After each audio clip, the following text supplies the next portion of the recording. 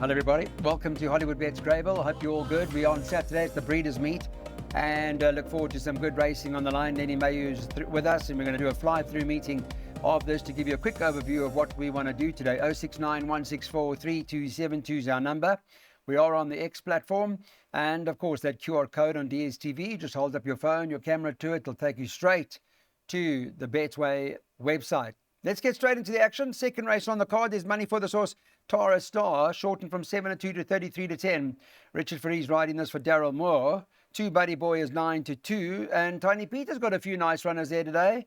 On Saturday, he's got 3 Hats Highway to the Sky. Must have a chance trading at 5s. You can get 6 and better the balance. Start of the Bipot. How you doing, Len? Good morning, Clyde. All good, thank you. Good. Let's get the Bipot going. What do you like in the first? Right, Clyde. Look, it's a very evenly balanced field with probably 3/4 of the field having genuine winning chances. Tara Star, very speedy. She's 1 from 1 on the poly, so expect another good effort from her. Hat Highway to the Sky, she only just failed when she was tried over the course and distance last time, and she looks to be a decent sort, so must be included. And then, although Fortress of Fire has not won on the poly, he's been running against some stiff opposition lately, and he can't be ignored. So my top 3 would be 7, 3, and 8. But as you can see by the Bipot, I've included 2 others: Magic Surprise and the other one. What is it? The five Black Forest. Black Forest. Okay. I see you've also banked it was late in the Bipot. That was Tears of the Sun.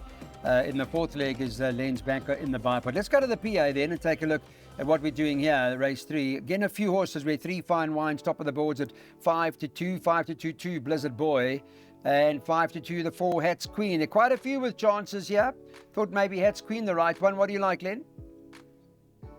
Yes, Clyde, again, there's quite a few in with chances. You know, Blizzard Boy was only just denied victory last time when making his polytrack debut. You know, and he could go one better.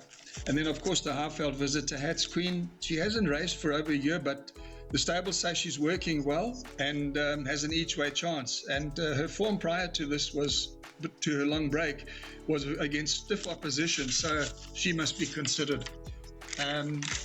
Along with Fine Wine, she doesn't run a bad race. She'll be in the shake-up.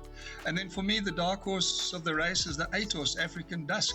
He steps down in class, you know, and he could spring a surprise. So I've included all 4 in the Bipot. Okay, Tears of the Sun and Hat Mamba. I see your PA bankers. That's good to see. That's Hat's Mamba runs in the 8th race. Let's go to the pick 6 now, where number 10, Water Hyacinth, tops the boards at 5-2. 11, Owner of Creation is 3-1. The 4, Liz Hurley, is at 7-2. And the 1, Anything But Love, is at 4-1. You can get 8s and better about the balance. Couple of pick 6 bankers I see you got in here. Yes, Clyde. Look, Liz Hurley, you know, she came in for strong bidding support last time, but she was cut into during the running, so that you know, she can be forgiven for that run. I think she'll be a big runner on Saturday. Then the 6 horse Dog Soldier. I think he's one that can improve. You know, the last time he took a bit of a knock coming out of the pens and he just sort of spat the dummy. He didn't take an interest after that. But his Grable run prior to that was good, so he can improve. And then obviously Water Hyacinth. She's trying the 1400 at Grable for the first time. And, you know, she should be in the shake-up. And then you got the horse like Owner of Creation, but, you know, he's very consistent, but had many chances. You know, I think he's at 29 runs or so and still struggling in the maidens. So more of a place chance for him, but I did include him in the pick 6. Got it, thanks, Len. Or Jack, but I would imagine you're also bankering Tears of the Sun. Let's go to race 5. Yes, you are. That's a 400 Rand perm. You like this Chad Little, Michael Miller? Currently trading at 28-10 at the moment. 28-10 about number 4, Happy Hooves. And the 10, Queen of the Air, is at 4-1. Confident Tears of the Sun?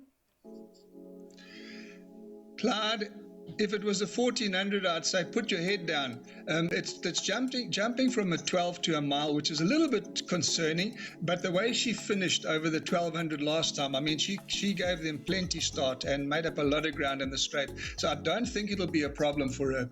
And as you know, we do need bankers in the pick six to be able to be stronger in other legs. And I feel that she's probably a good enough banker on the day. So I'm going with all my eggs in the one basket here, Tears of the Sun. Okay, race number 6 now is a Group 3. It's the Lucky Fish Winter Filly Stakes. Let me give you an idea on how they're betting here in race 6. Top of the boards, number 6, Curious Girl, 13 to 10. 7, Riberas at 3 to 1. You can get 11 to 2, 1, Women's World, and 6 to 1, the 3, Plum Pudding.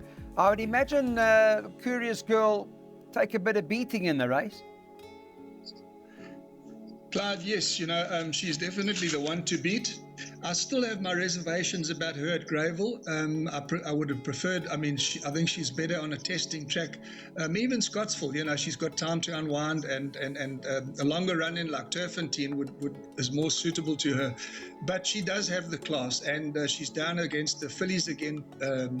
So I think she's certainly the one to beat. I have covered her with Gerbera because I do think that she's the biggest danger. And then Plum Pudding, she's an out and out stayer, so she'll see out the 2-4. And the 8-horse Jazz Cafe, she stayed on well at the end of the last race over the 2000, and she's possibly looking for this kind of a trip now. So for me, she's the dark horse in the race, and she's at a big price. Jazz Cafe is 25 to 1, yeah.